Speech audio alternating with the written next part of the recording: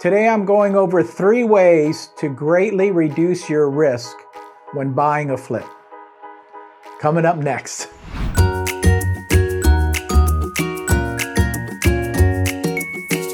There are a lot of moving parts to make buying, fixing, and flipping successful. To eliminate as much risk as possible, I strongly advise that you follow these 3 tips.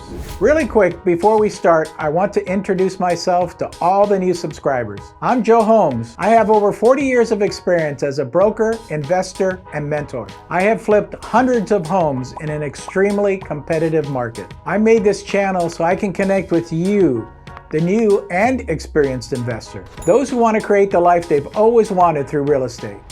Number 1, perform your due diligence and connect with local investors. These 2 things are going to give you the best information on your project, whether it be a small project or a large project. Look and see what other people are doing. Go to meetups, talk to people that are actually doing it, and figure it out before you start the process. Number 2, why not start small?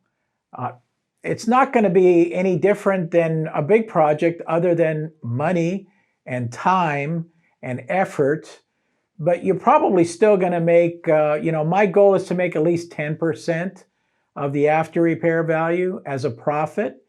It's not going to be any different. You're just talking about a smaller number versus a bigger number. But small projects are a great way to start and learn. Number 3, make sure that you have multiple exit strategies. I'm not telling you to buy something with the exit strategy in mind that, hey, if this doesn't work out, I'm just going to keep it and rent it out. Honestly, I don't believe in that type of exit strategy, but there could be other multiple exit strategies. Maybe you're buying the house and instead of just rehabbing it just to basically flip it, maybe you're going to make it into an Airbnb. So you're going to put more money into it and literally just sell that as an Airbnb business. So there's multiple strategies out there. You just need to figure out what's the best one for you.